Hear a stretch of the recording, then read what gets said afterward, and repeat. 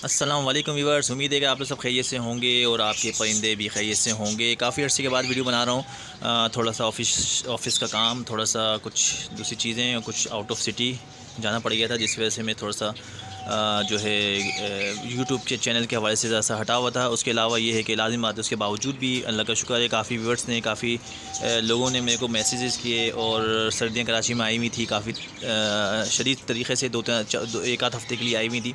तो उस हवाले से भी काफ़ी लोगों का इशू थे कि भाई डफ़ के हवाले से काफ़ी मेरे पास मैसेज आए लोगों के कि भाई डफ़ जो है वहाँ पर ब्रीड नहीं कर पा रही है, प्रॉब्लम कर रही है, बच्चे मर जा रहे हैं, अंडे ख़राब हो जा रहे हैं। ये तमाम चीज़ें, बहुत सारी चीज़ें ऐसी आई जिसकी वजह से मैं उनको जवाब उस वक्त जितना दे सकता था दिया, और जिनको नहीं दे सकता था उनके लिए उससे साथ माज़रत, क्योंकि मैं ख़ुद बहुत बिज़ी था। बट ये कि अब आ गया हूँ अल्हम्दुलिल्लाह अपने कराची में, अपने घर में। और जो ऑफ़िस से काम था वो जो भी निपटा के इंशाअल्लाह आ गए हैं। अब इंशाअल्लाह अपने टाइम देंगे, यूट्यूब चैनल को भी टाइम देंगे और अपने परिंदों को तो दे ही रहे थे, क्योंकि बंदा हमने खुद एजेंसी किया हुआ था यहाँ पर जो कि सारी चीज़ें देख रहा था। बट अल्लाह का शुक्र है, मेरे पास बहुत अच्छा रिज़ल्ट रहा सर्दियों में भी डफ़ के हवाले से। और डफ़ के हवाले से मैं यही कहूँगा कि भाई कि बहुत अच्छा परिंदा है, बहुत सस्ता परिंदा है। एक दफ़ा इसको आप अगर समझ जाएँ, इसकी ब्रीडिंग समझ जाएँ, इसका रहने सहने का, इसका खाने पीने का मामला अगर आप समझ जाएँ, तो आपको ये कमा कर ही देगा, लॉस नहीं करेगा। क्योंकि एक तो सस्ता खाता है, जल्दी ब्रीड करता है, और सबसे अच्छी बात ये है कि जो कराची का मौसम है, 11 महीने गर्मी या 11 महीने धूप, तो समझ लें कि उस महीने के हिसाब से, 11 महीने के हिसाब से बहुत सूटेबल है। 1 से 1.5 महीना आपको इसको सिर्फ केयर करनी पड़ती है, और वो केयर बहुत ज़्यादा इंपॉर्टेंट होती है। अगर वो केयर नहीं कर पाए तो उस केयर के अंदर ही वो उस 1 से 1.5 महीने के अंदर ही वो एक्सपायर भी हो जाते ये सब मेल है। हैं, और ये तकरीबन तमाम प्रॉब्लम भी 15 आना शुरू हो जाती है। 20 बच्चों के है। साथ ये मसला, उसके साथ ये मसला। तो इसलिए रेड डफ के कोशिश करें कि इनका सेटअप ऐसी जगह रखें ये जहाँ 15 धूप फीमेल लाजमी है। हो, धूप का डायरेक्टली धूप भी उनके पास थोड़ी देर के लिए पड़ रही हो।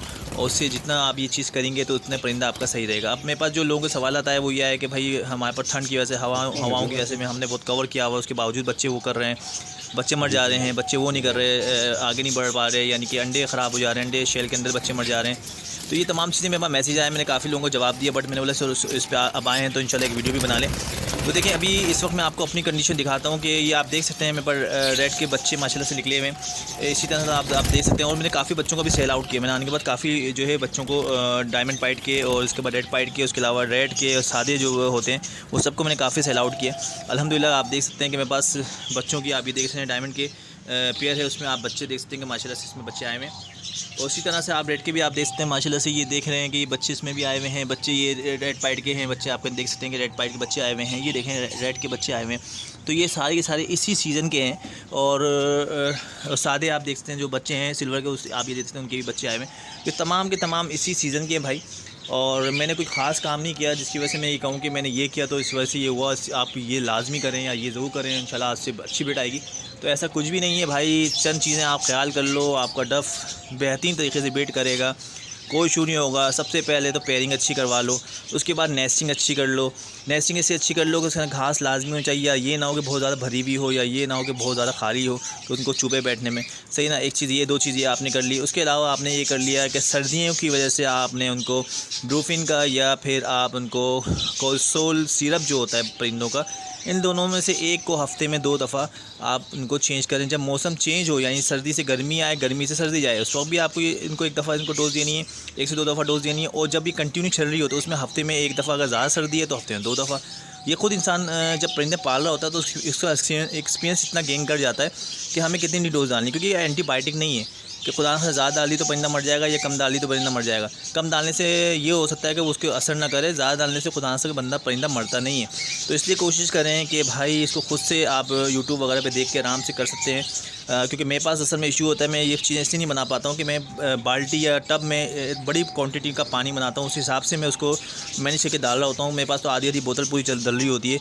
एक ही उसमें संभले टर्न आउट में संभले, एक ही दफ़ा जो है मैं डालता हूँ, तो उसमें हफ्ते में एक दफ़ा कर रहा हूँ तो आधी बोतल तो मेरी सिरप की निकल जाती है। तो इस हिसाब से मेरा ये होता है, क्योंकि मेरे पास पानी सिर्फ डफ़ के लिए नहीं होता, मेरे पास कॉकटेल के लिए भी है, जावा के लिए भी है, बजीरी के लिए भी है, होमोरोमो के भी लिए है, लवबर्ड अल्बाइनो वगैरह इन सब के लिए भी होता है। और मैं मुर्गियाँ पाली हुई तो उनके लिए भी मैं बना देता हूँ। तो मेरे बोलने का मतलब ये सब के लिए होता है, इसलिए मेरी क्वांटिटी का ज़्यादा होता है। तो अब आप अगर बोलेंगे आप क्या होना चाहिए, तो भाई सीधा से मैं बता दूँ, ये एक छोटा सा प्याला नज़र आ रहा है आपको, इस प्याले के अंदर आप अगर वो डालोगे, ब्रूफिन डालोगे, तो आप ब्रूफिन के तकरीबन 4-5 खतरे डाल दोगे, बस काफ़ी है इसके लिए। और उंगली से हिला दिया आपने, या किसी वो जो आपका सिरिंज होती है उससे आपने एक दफ़ा प्रेशर से पानी मारा तो मिक्स हो जाता है, वो काफ़ी है।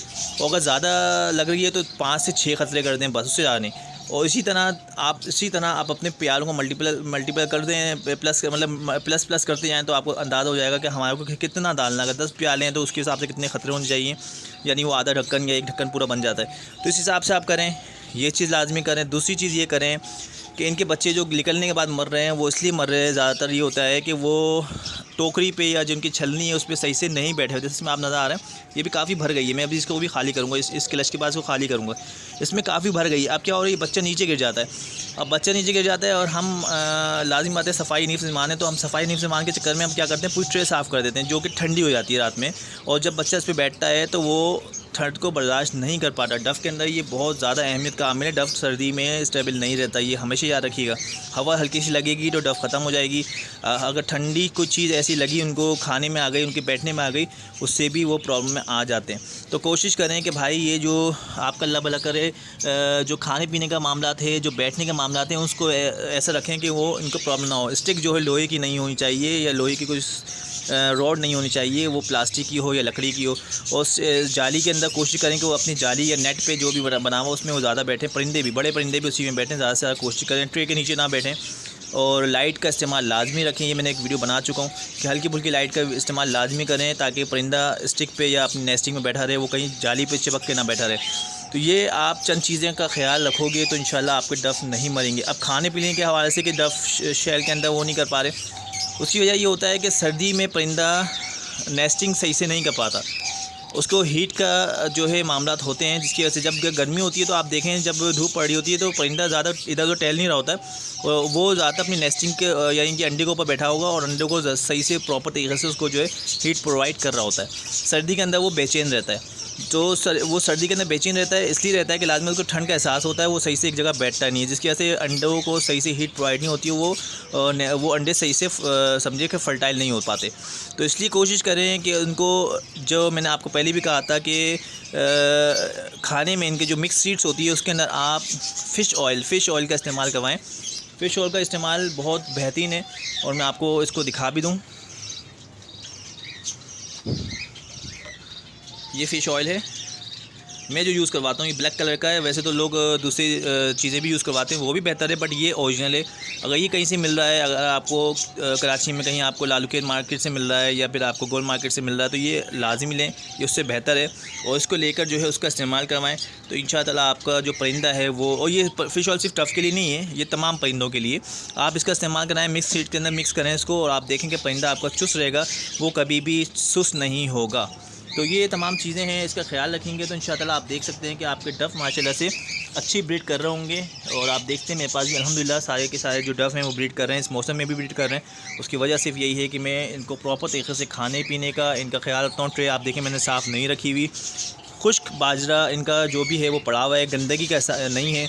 जो चीज़ें वो खुश्क पड़ी हुई हैं, जब परिंदे का बच्चा नीचे अब गिरता है या बैठता है तो उसको ठंड का एहसास नहीं होता। ये बहुत अहम चीज़ होती है, लोग इस चीज़ को समझते नहीं हैं।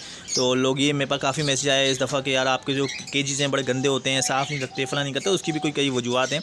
मुझे अपने बिज़नेस को बढ़ाना है, मुझे ये नहीं देखना कि कौन सी चीज़ ख़राब है कौन सी साफ़ है। साफ़ इतनी हद तक होती है कि उसके अंदर जरासीम नहीं होते, सफाई इतनी रखता हूँ कि वो गीला ना रहे, बाकी कोई इशू नहीं होता। वो परिंदों को आप रख सकते हैं, कोई मसला नहीं है। मेरे पास टाइम का इशू, दूसरी चार तमाम चीज़ें भी होती हैं, जॉब भी है, उसके बावजूद भी मैं सारी चीज़ें कर रहा होता हूँ। तो लाजिम बात है, एक शौक़ भी है और थोड़ा सा बिज़नेस के हवाले से भी हमारा काम होता है।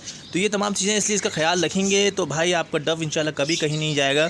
सर्दी में ज़्यादा से ज़्यादा केयर करें, गर्मी के अंदर आपको इतनी ज़्यादा केयर करने की ज़रूरत नहीं है। खिलाई पिलाई अच्छी रखें बस, और आपका देखें आपका परिंदा खुद ब खुद ब्रीड करेगा और ख़ुद ब खुद जो है आपका परिंदा जो है आपको कमा के देगा। तो डफ़ बहुत अच्छी चीज़ है, डफ़ को रखें।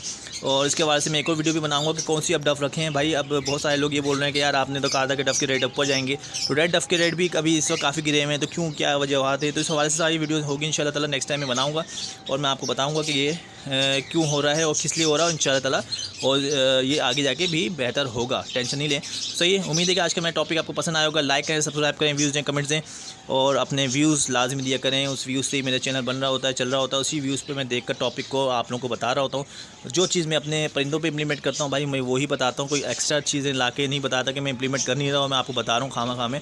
तो ऐसा नहीं होता, मैं ज़्यादा मेडिसिन पे नहीं चलता। मैं कोशिश मेरी ये होती है कि मैं इनको बेसिक नीड प्रोवाइड कर दूँ, तो इंशाल्लाह परिंदा आपको खुद ब खुद स्टेबल रहता है। क्योंकि हमारा कोई करोड़ों का अरबों का तो बिज़नेस है नहीं, हमारा कुछ चंद लाखों का बिज़नेस होता है। उसके हवाले से हम वो काम कर रहे होते हैं, हमारा साइड बिज़नेस के तौर पर हम काम कर रहे हैं। तो इसलिए हमारे को तमाम चीज़ों को देखना होता है, हमें हर चीज़ को मद्देनज़र रख के काम करना होता है। हमें कॉस्ट भी बचानी होती है, हमें प्रॉफिट भी ज़्यादा से ज़्यादा लेना होता है। ये तमाम चीज़ें होती है, जिसकी वजह से उस हिसाब से हम काम कर रहे होते हैं, और वही चीज़ हम आपको शेयर करवा रहे होते हैं। उम्मीद है कि मेरा आज का टॉपिक पसंद आया होगा। अपना अपने परिंदों का ख्याल रखें। इंशाल्लाह फिर किसी और टॉपिक पे दोबारा मुलाकात करेंगे। अल्लाह हाफिज़।